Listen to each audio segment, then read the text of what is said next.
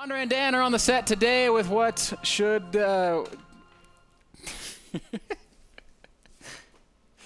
Yes, we are on the set. Yes, we are on the set today. You guys can't see what I'm laughing at because Andre's... I have no clue what you're laughing at. Camera's right there. Now you can kind of see. Oh, whoa. It went down. Okay, so I'm just going to say 2 things happened today, okay? 2 things happened today, okay? Your science experiment went wrong? I stole 2 things. Did you steal my tie? This is Mr. Bitter's tie. No. Okay? This is what happened to combat what you were saying. Oh my God. I was preparing for my segment yesterday. This is getting juicy.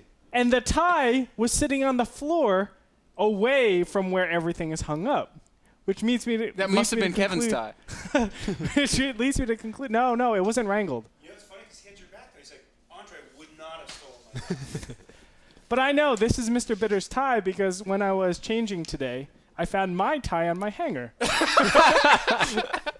And I conveniently did not say anything this whole time.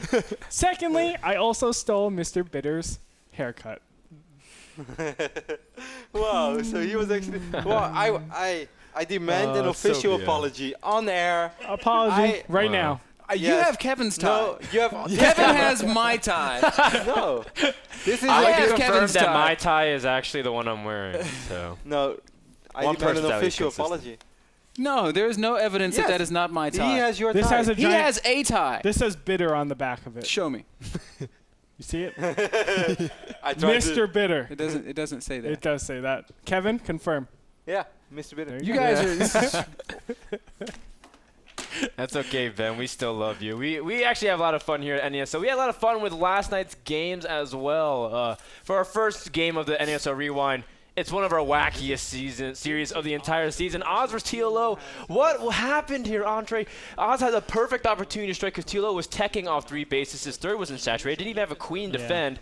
Oz had a perfect time to warp in, but Warp Gate didn't start at all. Teal had the perfect build for players that don't get Warp Gate, and this is going to hit at the timing where you just don't have the ability. That's sick to actually TLO attack. blind counter of the Warp Gate build. He Exactly. studied so many replays of Oz to say, I know he doesn't go Warp Gate till the 12-minute mark, and that's kind of the struggle here. You can see TLO follows up with a big roach drop in the main. I like that he was initially poking just a few to test the waters, but he says, wow, you really just don't have anything here at home. Yeah, also, if you don't go Warp Gate, you can also do 2-base Broodlords. You can do 2-base Ultralisk. A lot of different builds that work against this. But it looks like TLO will go ahead and clean up the first game. But, of course, Oz has a couple of tricks up his sleeve. Yeah, no, Oz ended up still being able to win this series. It was just a really fun, wacky moment that I felt like it just defined the night, Andre, because there was just things that kind of didn't make sense all night long. As you can see, the final moments of this game between Oz and TLO. Oz would go on to win the next couple of games, especially defending a game number 3 Baneling bust on Cloud Kingdom. That was really cool. Nonetheless, it was a really fun thing. You guys should definitely check it out, as well as the next series that we're talking about, Puma versus Select.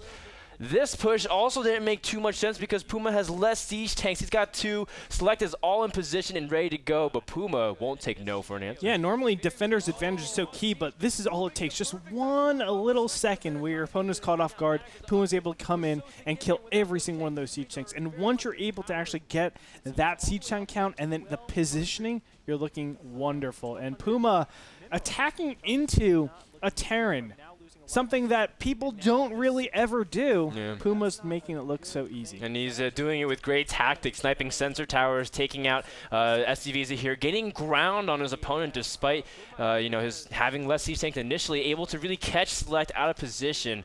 But again, Select still played very well this series, I would say, because Select did end up winning 2-1, and it was a really cool game number 3 as well, as Select was able to just outthink Puma. Despite Puma going into a strong lead in game number 1. Yeah, it's the power of positioning, if I have to say so myself. Right. Terran units are extremely good if they're well placed and they're able to do as much damage as those siege tanks did. Game number 3 was a crazy moment because this is a big defining moment that we just went, what?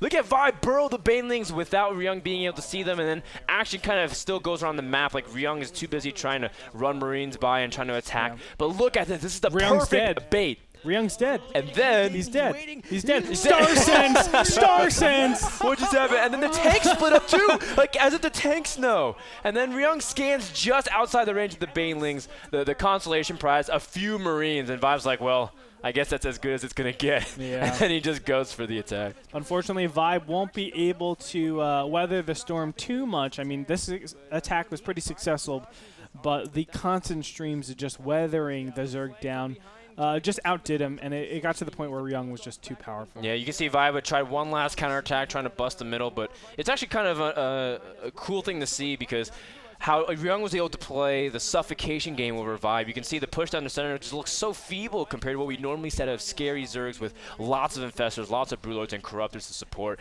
Instead, Ryung even held his center command center. His planetary was able to live and was able to hold against his Broodlord push. Very well done by the Slayer's Terran. Yeah, could you even imagine if he had a single 4th base? If Vibe had a 4th base to actually do something with, he would be so far ahead in this game because you could see the power of 3 base Hive tech. Just so good, but once Puma, once Ryung is able to defend against that, it's easy peasy. Yeah, it was an absolute great amount of series yesterday. If you missed it, you can catch it all on our VOD section of our website, NASL.tv, and click on the videos button. Where you also can get your subscriber pass because that's what you need to watch it. It's available for the subscribers right now. That's right, but that's gonna do it for today's edition of the Top 3. Over to the lovely casters, Ben and Kevin. I'm so sorry, Ben. They're not on speaking terms, I guess. And the worst thing is, he guy. still did not apologize to me. I still demand an official You're still apology. wearing my tie, bro. No, this is obviously my tie.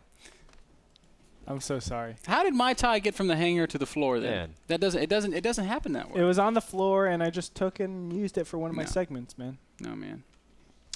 Ben, I think sometimes you just have to let it go. You know, acceptance is where it all begins. You have to accept that I'm wearing my own tie, and then we can all move on.